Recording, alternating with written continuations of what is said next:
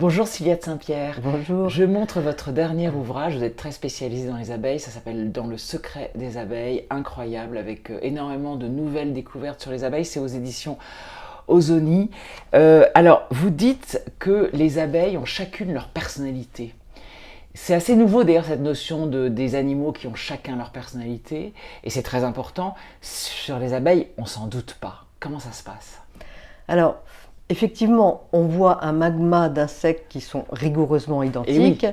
On a fait passer cette légende des petits robots qui travaillaient comme des brutes du matin au soir, ce qui est absolument, absolument faux. Oui, vous dites même qu'il y a des paresseuses. Alors Oui, ça, il y a des flemmardes. on n'a pas cette image-là. Et c'est important qu'il y ait des flemmardes parce que c'est ce qui équilibre les réactions de la colonie. Si toutes les abeilles se mettaient à agir en même temps au moindre stimulus, la réaction serait disproportionnée. Donc les abeilles ont des personnalités différentes parce qu'elles ont des pairs différents déjà.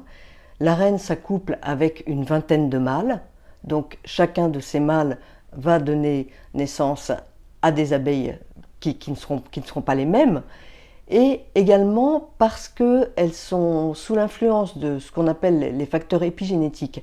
C'est ce qui intervient avant la modification des gènes. Ça intervient sur l'expression des gènes, et ça s'acquiert au moment où elles sont élevées. Des abeilles qui vont être élevées à une température moyenne de 33 degrés vont avoir une personnalité différente de celles qui sont élevées à une température moyenne de 35 degrés. Donc c'est la chaleur qui fait le caractère. La chaleur fait le caractère, absolument. Et certaines donc auront plus d'appétence pour les travaux à l'extérieur de la ruche, elles deviendront butineuses plus tôt, et d'autres seront plus attirées par les travaux d'intérieur, donc elles sortiront moins. Il y a aussi des abeilles parmi les butineuses qui vont avoir des vocations particulières, notamment les porteuses d'eau. Toutes les butineuses ne sont pas destinées à aller chercher l'eau, qui est un métier très dangereux. Très difficile. Très dangereux parce que souvent l'eau est froide, elles doivent aller chercher de l'eau très tôt dans la saison pour l'élevage des petits. Et souvent les porteuses d'eau appartiennent à des lignées de pères. C'est une lignée de pères dont les filles auront tendance à être porteuses d'eau. Certaines le seront pendant 1 ou 2 jours, d'autres toute leur vie. Je vous coupe sur les porteuses d'eau, on reviendra après aux personnalités, mais vous racontez un truc incroyable quand elles surfent.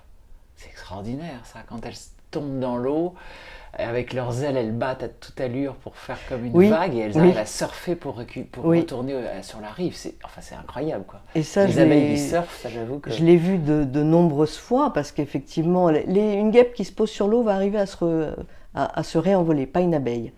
Ne me demandez pas pourquoi, je ne sais pas. Et donc elles battent des ailes, ça crée une petite vague, et cette petite vague qu'elles poussent devant elles va leur permettre d'accéder à la rive.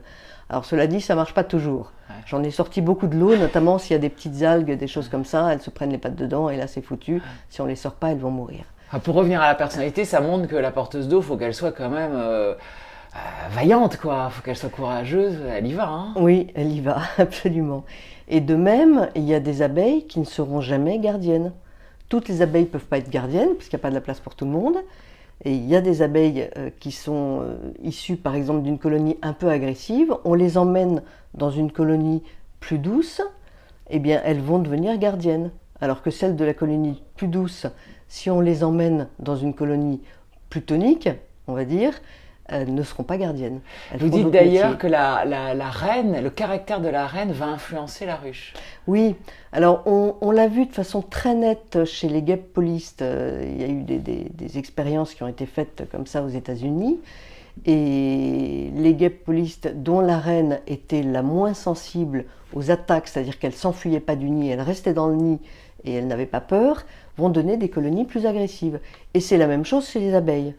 Certains apiculteurs, s'ils ont une colonie qui devient ingérable parce qu'ils ne peuvent pas s'en approcher sans se faire attaquer, à ce moment-là, ils peuvent changer la reine. Et c'est pour ça que comme elles ont une personnalité chacune, vous dites qu'elles ont aussi chacune leur odeur. Oui, alors ça c'est très particulier. Il y a l'odeur de la colonie. Cette odeur de la colonie, elle s'imprime sur la cuticule des abeilles. C'est leur enveloppe extérieure, c'est un squelette extérieur, une peau très dure. Et cette cuticule donc s'imprègne en 2 ou 3 jours après la naissance de l'abeille de toute l'odeur de la ruche, qui est un cocktail phénoménal et qui est tout à fait différente d'une ruche à l'autre. Mais on sait aussi que cette cuticule porte par exemple l'empreinte de la lignée paternelle.